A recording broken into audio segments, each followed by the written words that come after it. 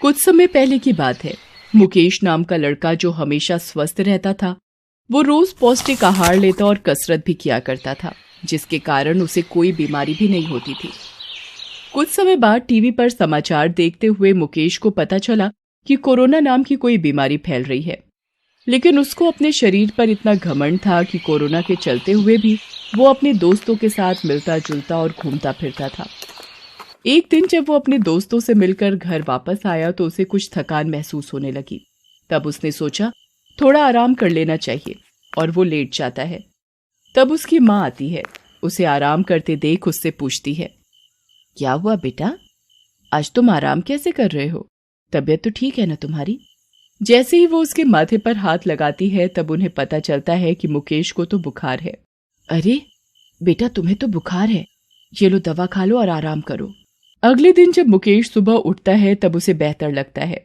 ये सोचकर वो घर से बाहर घूमने निकल जाता है। कुछ देर घूमने के बाद जब वो घर आता है तब उसे फिर से बुखार हो जाता है और उसके सर में भी दर्द होने लगता है। माँ, मेरी तबीयत मुझे ठीक नहीं लग रही है। सर में भी दर्द हो रहा है, आज तो बहुत ज्यादा हो रहा है। माँ बेटा, अगर तबीयत ठीक नहीं थी तो तुम अपने दोस्तों के साथ क्यों चले गए? माँ पहले मुझे दवाई दे दो। माँ पहले तुम्हारा बुखार चेक करती हूँ। बुखार चेक करने पर मुकेश की माँ को पता चलता है उसे तो बहुत तेज बुखार है। चलो बेटा, तुम्हें डॉक्टर के पास ले चलती हूँ। जब उसकी माँ मुकेश को डॉक्टर के पास ले जाती है तब डॉक्टर मुकेश को सबसे पहले कोरोना टेस्ट के लिए लिख देते हैं। ये लो बुखार की दवाई और घर में ही रहो, ज्यादा किसी से मिलना नहीं है। अगर किसी से मिलना भी हो तो 2 गज की दूरी बनाकर ही बात करना, ठीक है? और माताजी, आप भी इनसे दूर ही रहिएगा।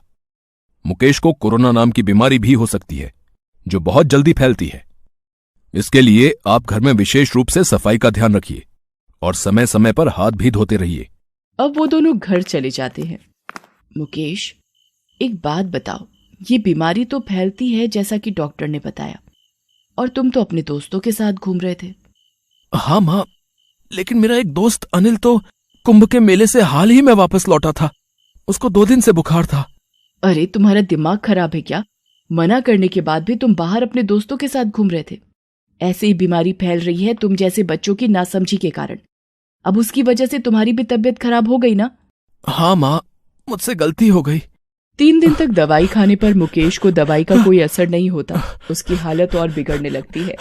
तभी मुकेश को डॉक्टर का फोन आता है। हेलो, मैं डॉक्टर गोयल बोल रहा हूँ। क्या आप मुकेश के घर से बात कर रहे हैं? हाँ, मैं मुकेश ही बोल रहा हूँ। बताइए। आपकी कोरोना की रिपोर्ट पॉजिटिव आई है। आपको बहुत ध्यान से रहना होगा। मुकेश बहुत डर जाता है और ये बात अपनी माँ को बताता है तो उसकी माँ भी चिंता करने लगती है। तो फिर डॉक्टर ने अब क्या करने को कहा है? कोई दवा बताई है क्या? हाँ माँ, डॉक्टर ने मुझे बोला है कि अस्पताल में भर्ती हो जाओ या फिर खुद को 15 दिन के लिए एक कमरे में बंद कर लो। मुकेश घर में रहना ज्यादा अच्छा समझता है। कुछ दिन बाद मुकेश की तबीयत और ज्यादा खराब हो जाती है। अब मुकेश की माँ उसको अस्पताल ले जाने की सोचती है। चलो बेटा, मैं तुम्हें अस्पताल में भर्ती करवा देती हूँ। तुम्हारी तबीयत तो और भी ज्यादा खराब हो गई है। मुकेश अब अपनी माँ के साथ अस्पताल चला जाता है। अस्पताल में सभी बेड भरे होते हैं, जिसकी वजह से डॉक्टर मुकेश को भर्ती करने से मना कर देते हैं और किसी दूसरे अस्पताल में जाने के लिए कहते हैं। अरे डॉक्टर साहब, मैं बेचारी अपने बेटे को इस हालत में लेकर कहाँ जाऊं? अरे माताजी, कोई बेड ही खाली नहीं है, बताइए कैसे कर लूं भर्ती? मुकेश की माँ अस्पताल के बाहर रोने लगती हैं। उनको समझ में नहीं आता कि अब वो क्या करे और मुकेश को कहाँ लेकर जाएं। तभी अचानक एक आदमी आकर पूछता है, माताजी क्या हुआ? आप रो क्यों रही हैं? मेरे बेटे को कोरोना हुआ है और अस्पताल वाले इसको भर्ती नहीं कर रहे हैं। मैं बहुत परेशान हो गई हूँ।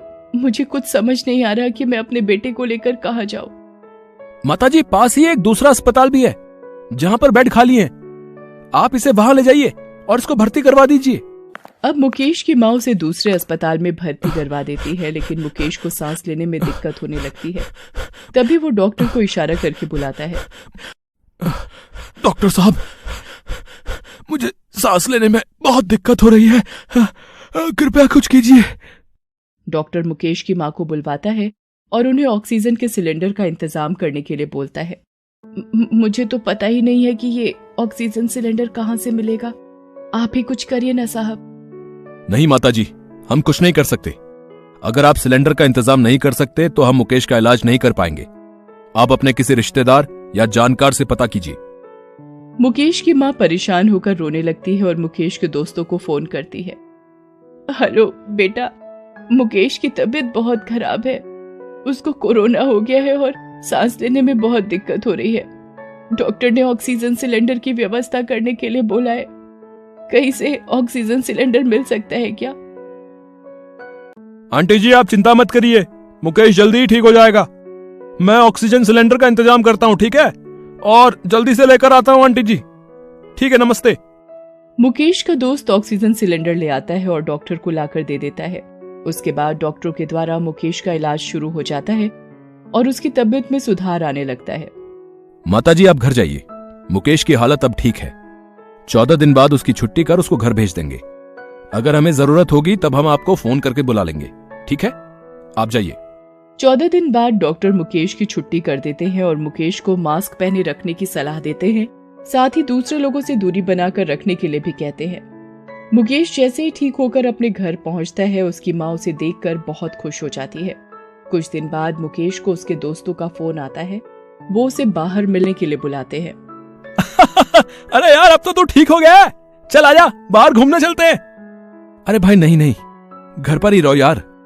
इस कोरोना काल में बाहर घूमने से हम अपना ही नहीं बल्कि अपने घर वालों के लिए भी इस भयंकर बीमारी को बुलावा देते हैं। जिस तरह मैंने और मेरी माँ ने ये बुरा समय बिताया है, मैं नहीं चाहता यार कि तुमको भी वैसा ही समय बिताना पड़े। मेरी तुमसे विनती है यार, तुम सब भी अपने अपने घर पर ही रहो और अपने घर वालों का भी ख्याल रखो। तो इस तरह मुकेश की जान तो बच गई, लेकिन कोरोना से सबकी जान बच पाना मुश्किल है।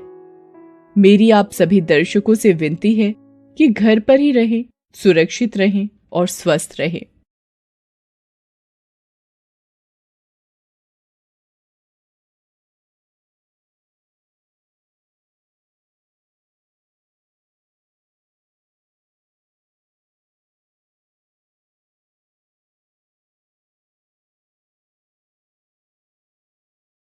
तो आ गए हो तो चैनल को सब्सक्राइब कर लेना। वीडियो अच्छी लगी तो लाइक और शेयर कर देना, और हाँ, बेल आइकन को जरूर दबा देना ताकि आपको नई वीडियो की नोटिफिकेशन मिलती रहे।